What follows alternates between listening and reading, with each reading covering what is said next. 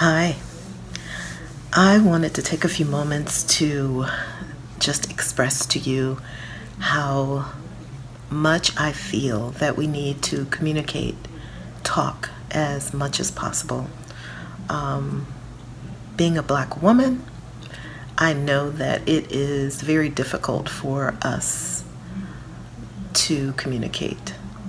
I've seen it in my families, I've seen it in my community, I've seen it play out in politics, and we can all attest to the fact that we see it playing out in the streets, even right now. Human beings really want three things: to be loved, to be safe, to be heard. And it's evident that we did not overcome, certainly not in the way that we thought we were. And I really don't think that we are at all surprised. We all knew this. We all knew about the prejudiceness, and we knew how hard it was to experience full life, realize our dreams, support our families, support our Black men in the way they deserve to be supported and loved. But let's face it, America has done a darn good job at splitting Black families apart from the very beginning. So what separates us now? It's policies. It's not out in the street. It's the ghost of policies that are in place to separate. We have a lot of work to do. And I know, speaking for myself, it took me a week, all last week, to get myself together. I was completely emotionally drained, spiritually destroyed. And I know that you are too. What I would like to offer is communication. I would love to be able to open up the Black Women in Radio platform for those who want to speak, for those who have solutions to offer, for those who feel like they are not being heard. Because here's the interesting part. If we're attached at all to any companies, there's a part of our subconscious that's saying, oh, you better not say that because it'll come back to bite you. Oh, you better not post that because you might not get the job that you were hoping that you were up for next. That's the fear and reality that we live with every single day. It's not just this turn of events. This turn of events has ripped the Band-Aid off of what we were feeling all along. I knew for sure that after I graduated from college and I received even in my bachelor's degree and then went on to graduate school, I knew something was wrong.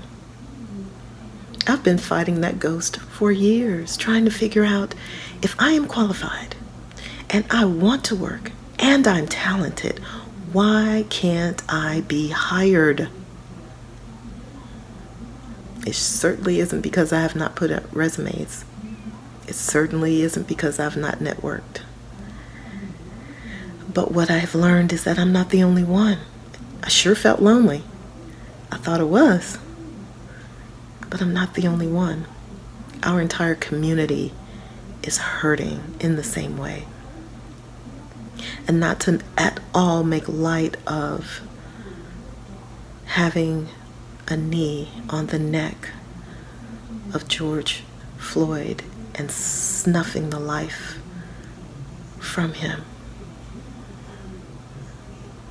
The systematic knee of America has been on our necks since we got here. What we need to recognize is that we are carrying generational pain. Whether we talk about it in our families or not, it exists. It exists in our DNA. It exists in our subconscious mind. And it is pain that will tear us apart if we don't address it, collectively and individually. I just want to tell you a quick story of how I was feeling last week, and I'm hoping that it'll shed a little light on perhaps the way that you've noticed that you're experiencing emotional disturbance, which, by the way, by definition, is trauma. This is serious mental and emotional pain that I beg that we don't push under the rug as our last generation has done, because this is the damage from it. We cannot afford not to be brave enough to face how we feel. And so here's what I suggest. If you can imagine water rushing, that's like emotions. The emotions that I felt last week was just like this rush of swirling feelings that brushed up against my mind and my heart. I felt like I was suffocating. I felt like I was trapped. That emotional pain is energy, and that energy has to go somewhere. And in protest, it's that energy that we're bringing into the street. And if we're not careful, that energy turns into anger, and that anger turns into violence. What I want you to understand is that when you are feeling those feelings, allow them. I tell you what, I did not want to allow it. Because when you know something hurts, just think of the last relationship you lost. You don't want to feel that pain. It's the same pain, but it has to be felt. It has to be experienced, and we have to become strong enough to stand into that pain, allow it to flow through us, just like water going through a sifter. Allow it to flood through you without acts of violence. Allow it to flow through you. And just stand there grounded, breathe deeply, and allow the emotions to flood through your mind and through your heart and through your spirit. And if you can, pray through it. Don't think through it. Allow it. And what I've noticed coming out of that on the other side after a whole week is that I feel stronger and I have more clarity, and the fight is different. I am ready to do good work, and I pray that you are ready to do good work. We know from the era of Dr. Martin Luther King and Malcolm X that violence comes with change. I get that. But I also get that we were not aware back then of how to deal with what we're feeling, how to move that energy and transform it into something more positive. We have that information now. We have that knowledge now. We have the tools now. And I would love to, if you would allow me to share it with you. I'm not saying I know everything, and I'm certainly not a doctor. not a medical doctor, not a psychologist, but I've gone through a lot of pain just like you.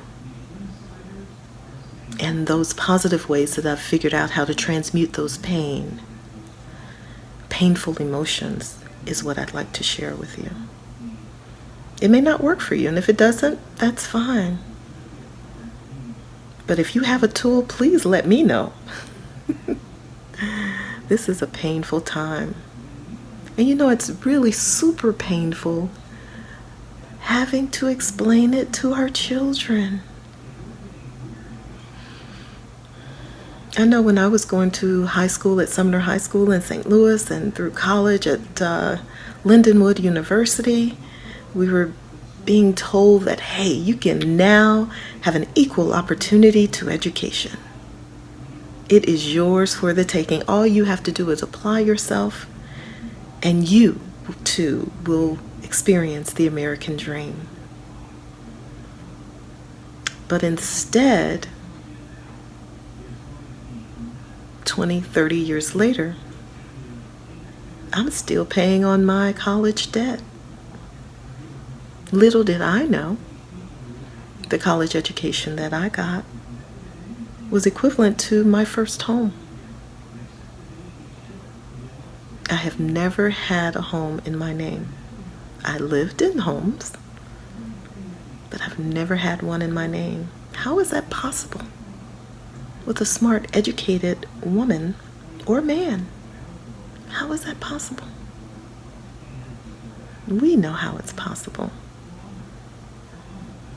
Money is being made off of us, and it has been for all of our lives. That's fact. So what are we going to do about it? I know violence is not the answer. Through revolutions, through the history of revolutions and all types of revolutions throughout the world, for ages, violence is a part of it. I get that. But it's not the only answer. I believe that in order to make real change, we have to change. We have to change, own up to how we feel, be unapologetic about being angry. Hell yes, I am angry and embarrassed and disgraced. Embarrassed only because my children have to see this. This was supposed to be done. Life, liberty, and the pursuit of happiness is what I have been striving for all my life. And I know you have too. But there have been these walls, invisible walls, that we couldn't penetrate. And we couldn't figure out, well, is it me? Or maybe it's my attitude, or maybe it's, maybe I'm not light-skinned enough, or brown-skinned enough. Or maybe my hair needs to change. Or maybe I need another degree. It's none of that. But I tell you, the only way that we'll be able to see what's going on is to do the work ourselves. Know your heart. Know your heart. The only way that we will be able to make real change is to change our heart about what love is, what it feels like, what it looks like in our own families, what it looks like in our relationships, our intimate relationships. We love our black men, but men, you have to do your work. You're hurting so many black women. You're betraying so many of us because you're not stopping to do the work. We have to work on ourselves. Black women, we know betrayal well. We know it well. We know it intimately. We sleep with it. We try to reconcile it. We know it well. We know how difficult it is to raise children by ourselves because we don't have the support that we deserve. But we too have to do our work. What's that work? That work is just for today. Feel the generational pain that you feel every time you watch the news or hear about another senseless killing. And not only that, the systems that are in place to justify it. Feel those emotions. Don't allow it to be trapped in your body. Release it without violence. Think. Be clear about what it is that you want to see. Be clear about the change that you demand. It absolutely begins with any abuse of power from the top down should be rectified. Jail time for those police officers who kill others who are unarmed. Crimes of such low standard and recognition. I mean, forged check, really? There are white collar crimes out there where people have been incarcerated for billions of dollars, millions of dollars. The difference is we don't have the support that we deserve. We've had so much taken from us. Our family, the fabric of the Black family was ripped apart with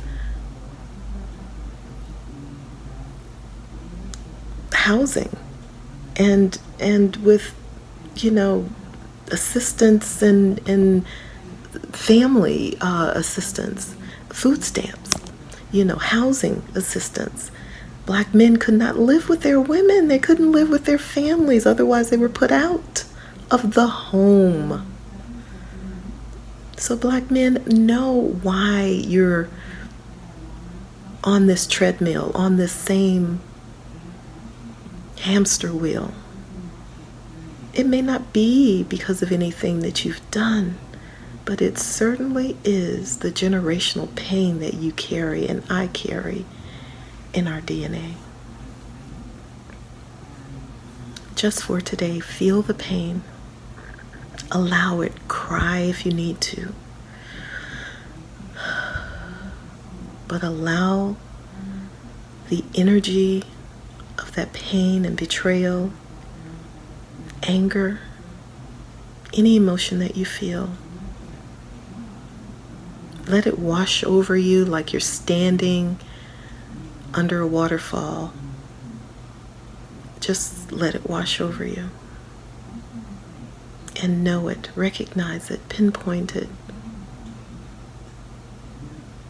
Because when you feel it again, it's not quite as painful. But that energy has to go somewhere. And what we don't want to see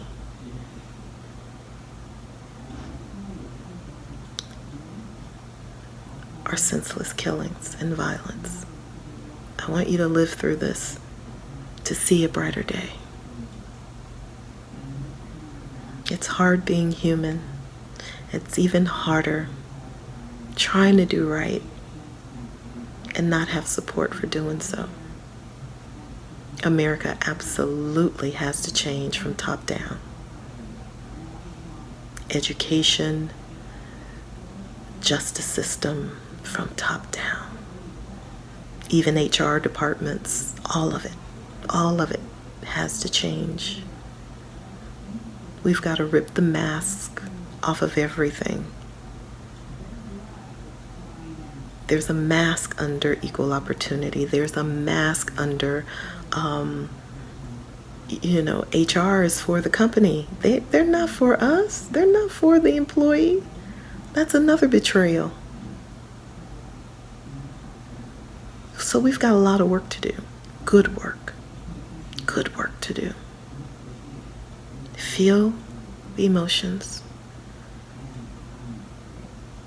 And they'll keep coming just because you feel it for an hour or 2 hours or a day or, like me, for a whole week. It's still going to come, but don't fight it. You own your emotions. You feel it.